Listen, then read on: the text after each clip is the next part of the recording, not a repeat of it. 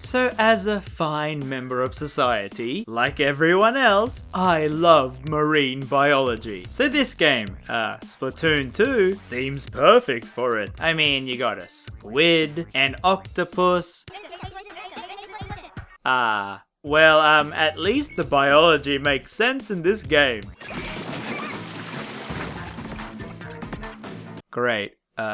Just great.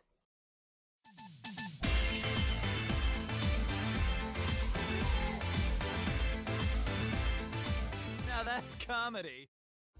So recently I asked on Twitter what kind of Nintendo games should I try out, because I'm kind of a masochist in that I love paying extra for games that will never be on sale. No complaining. But lo and behold, Splatoon 2 was on sale, and well, I had been meaning to check it out. If you've been living under a sea urchin, Splatoon is one of Nintendo's newer franchises, released on the Wii U with the first game being a huge success. In fact, I almost actually played that game, but when I was trying the server test, I realized there was something weird with my Australian internet, with me not having that Ethernet thing and some weird techno babble that pretty much meant I was not becoming a Splatoon YouTuber. A what now? But with the Switch, they made Splatoon 2, which honestly doesn't seem that different from the first one, but on a more powerful console with a bigger install base. It was a sure hit, and 2 years later, I got the game and realized, well gee, did Nintendo just make the perfect online kids video game? I meant to answer that. Okay, let's take it from the top. When you first start out the game, you get to create your own little squid kid. Great, I'm adorable. Then you get the tutorial, which has you running around spraying ink, because yes, in case you didn't know, the aim of the game, at least in the main game mode, is to spray ink on the ground, and at the end of the timer, the team that covers most of the ground with their ink color wins. Now where exactly this ink is coming from is another question I don't want the answer to. With the tutorial, the game shows off that it has gyro controls. You know, move the controller to aim. I mean, at the start it can be very confusing, but with the Y button, you get to recenter the screen, and it's not complete motion controls, as you still aim with the right stick, but I think it makes things easier? Maybe? I'm not sure. You can turn it off in the settings, but after a few hours, I just got used to it. So pretty much you use ZR to shoot, spraying the colored ink from your tank, while this meter goes down. Once it's out, you are a sitting duck. Squid. And you then use ZL to actually turn into a squid. Wait, weren't you a squid already? No. And this sends you into the ink. Now traveling in this ink is incredibly fast and also fills up your tank. However, you can still be noticed by the enemies, so sitting still actually makes you invisible to them, well, until you try and sneak up on people. You can also travel up walls that have ink and slip through grates, which is sometimes bad, because a few maps have these and I'm like, so yeah, the squids dissolve in water. You know, the creatures who live under the sea. That doesn't make any sense. And well, that's pretty much all you need to know to get into the game. Yep, it's incredibly easy to learn. So after the little tutorial, you get plopped into Inkopolis with... Wait, camera, slow down! Okay, we got some reporters, idols, squids, waifus. So this is Pearl and Marina, the two pop stars of the area that will constantly keep interrupting you every time you start the game. I'm pressing A, why won't it skip? It's more fun that way. So the story is that a giant zap fish has gone missing from the city, and using contextual clues I think it powers up the place, and that Callie from the first game has disappeared, but since we haven't played the first game, I'm not going to worry my little adorable noggin about it. So with these two presenters you get two very different personalities. Marina is the beautiful tall one, who is obviously a fan favorite, and Pearl, well, she's a little gremlin, isn't she? Now pretty much their role is to update the player on what maps are in rotation online, and also do some ad reading for this Grizzco dude. You can then see them off onto the side, like on those many morning shows where you're the crowd in the background awkwardly peering in. Oh my goodness, Senpai noticed me! jerk. Now Inkopolis acts as the hub world, and firstly you will see that it is populated by a lot of random online players. Oh yeah, that should be obvious, this is an online game. Well, mostly online. You can still play the story mode without it, but to get the most out of the game, you will want to get that sweet Ethernet port. Now the first thing you will notice with these other Inklings is, wow, why are they so fashionable? My stuff is garbage. Well, just play the game, sonny, and you'll find out. So yes, by playing online in the story mode, you get points to buy these fashionable clothes at the many shops. What the actual fuck? You walk into these shops to buy hats, shirts, or shoes. And these aren't just to own the runway. They actually can give you little buffs on them, like making you walk quicker, refill your ink faster, and so on. You can't reforge these if you aren't happy with them though. Did you just say you can't reforge them? Oh yeah, this isn't a JRPG.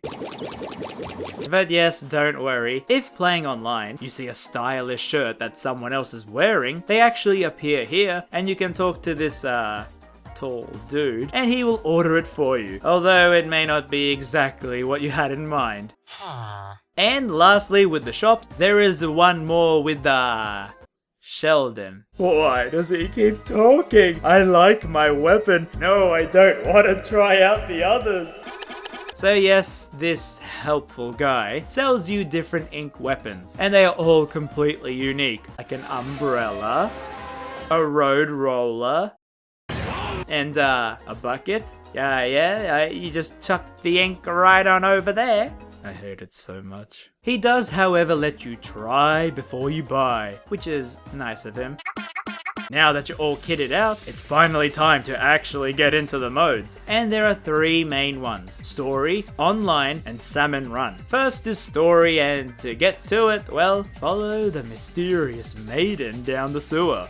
Yeah, no, that doesn't actually sound romantic at all. I would suggest doing this before any online, as it sorta acts as an advanced tutorial, teaching you mechanics and the other uses of all the weapons, in puzzle-like environments, all themed around something. It can honestly range from amazingly easy or frustratingly hard. To get to each level, you have to first find the invisible kettle and spray it with ink in the story hub world. Why? Have some lovely inkling tea, eh? Tea? And to even find the kettles in the first place, you have to use some technique or weapon to reach there, sorta hinting at what the level will be testing, a thing Nintendo loves to do a lot in their games. Now after completing them all in that hub world, you get to do the boss level. These are different as they are in a small circular area with the aim to get on top of them and destroy the octopus tentacle. Because I forgot to mention, well, the story is that Marie here from the first game is looking for her co-star, and also she's a secret agent, and apparently the octopi have stolen the zapfish, so yeah, your enemies are octopi. God, I knew I should never have trusted someone with 8 tentacles. The bosses themselves aren't too difficult. I mean, one of them you could just hide underneath these attacks, and you usually spray ink up on the side, swim, and then destroy the tentacle. They then power up as Nintendo bosses do, and after the usual 3 turns you win by completely obliterating them. Ah gee, Inklings don't really mess around, do they? And you leave the kettles to see the electricity overloading the board, destroying the cage that allows you to travel to the next area. Yeah, okay, sure. You then do this over again with the harder levels and so on. The story itself isn't too long or difficult, depending on how good you are at the game, but it does ease you into the combat, and there aren't any overly confusing mechanics. When you have had enough of it, I would then suggest going online, which is over this way. Now you can do the usual ranked matches you get from online games, but you have to be level 10 first. This also helps you ease into this game mode, instead of dropping you into the deep end of a competitive match with Japanese pro players on every side. I'm in danger! Now, one thing I've come to appreciate with video games is, well, okay, some games just have to have long loading times. Well, why don't we then give the player something pointless to do? And Splatoon 2 is no different with its music, because while the song goes on, you can rotate either sticks or press any of the buttons, including the D-pad, to make your own remix of the song.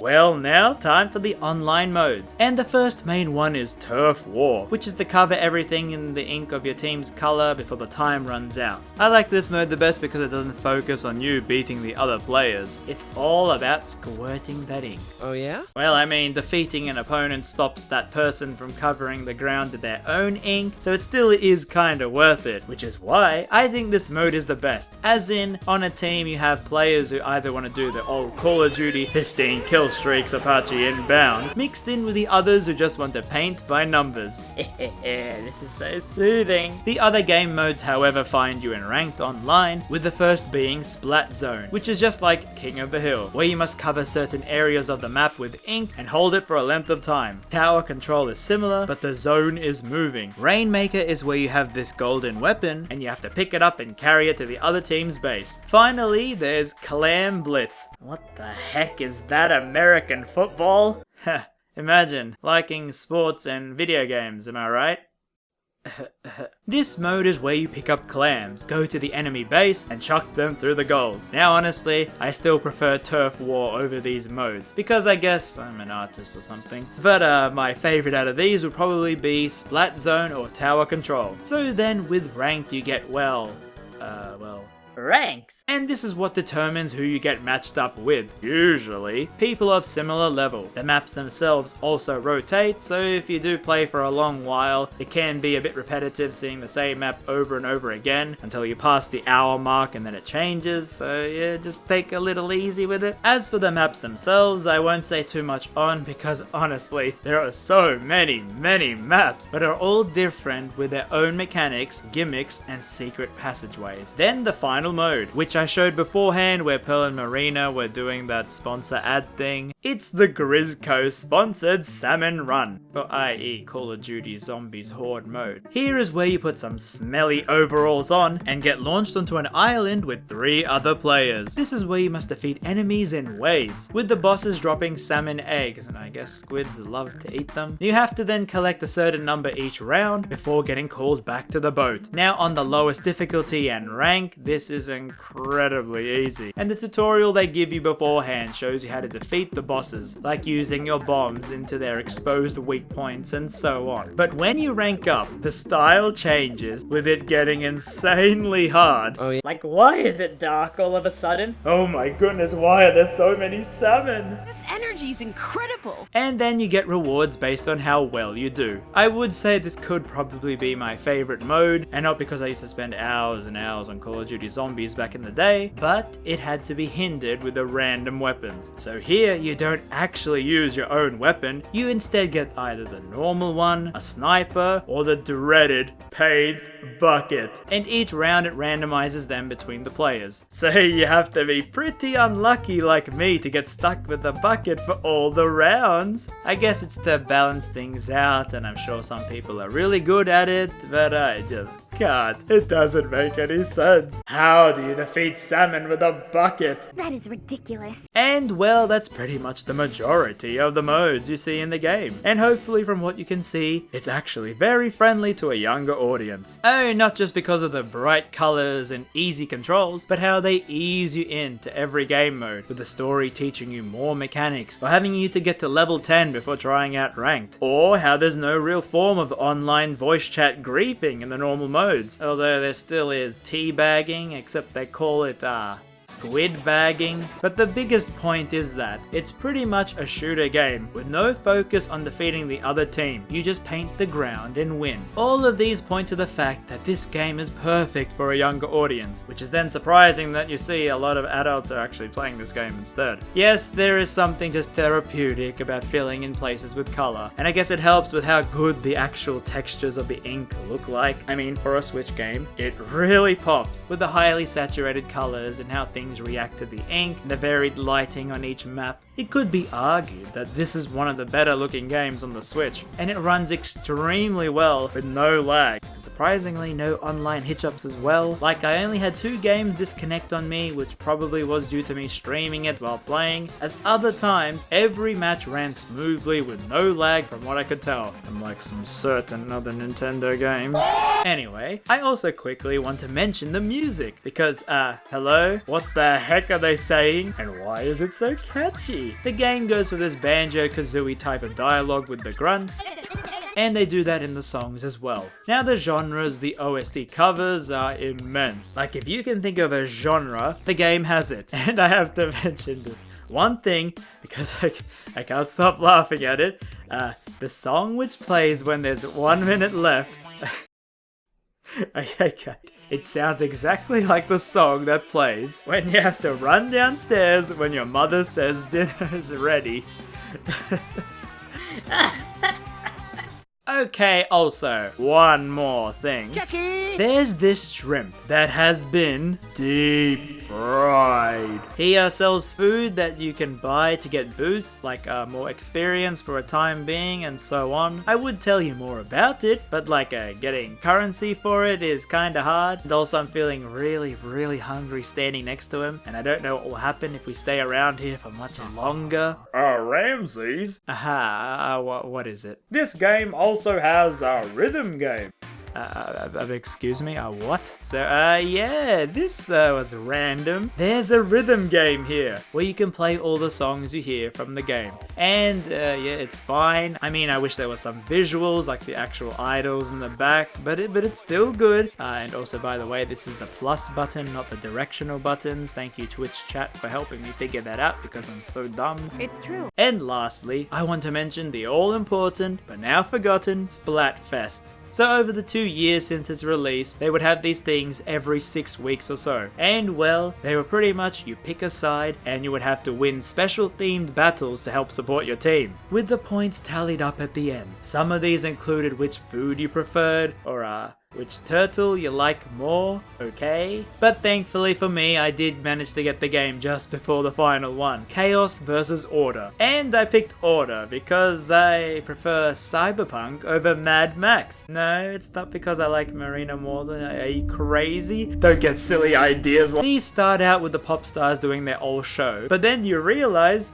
oh no, why am I at a rave now? You then get a shirt representing your team and these special themed battles, with the color of your ink matching the teams you picked. Wait a minute. White ink? Oh yeah? Now, unfortunately, that was the last official one. However, they did announce in a recent patch that you can create your own Splatfest with whatever ink you want, but it still kinda wouldn't feel the same as participating in a huge online big tug-of-war. And well, yeah, that's pretty much all the game has to offer. There are private lobby battles, but I didn't check those out, and I don't think they could change my overall opinion in that, man, this is a fine online game that is really well suited to kids. I mean, Nintendo has been known to be the more family-friendly console, until recently, and they managed to create a game that allows kids to win matches without the usual griefing that comes with other online modes. Although, I mean, some of these drawings can slip through the cracks. But apart from that, I mean, the way the game is designed, easing you into the mechanics, how it teaches them to you, how there is so much customization with no microtransactions or none I could see at all. Although, to be fair, I still have one big criticism with how little points you get for winning a match. It takes way too long to level up, meaning you will be playing for quite a while before you see this number change. And I honestly don't know how people manage to reach these levels in a reasonable time. But yeah, apart from that, this is really a fun online game, and I would say easily worth the price of Nintendo's online, because apparently that's a thing we'll have to deal with from now on. It has a very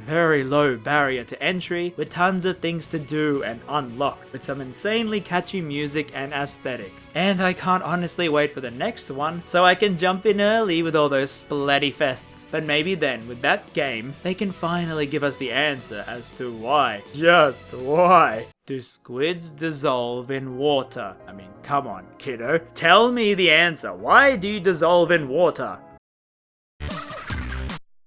Well, that's good enough for me. Trojan, RamZaes, Magnum, Chic.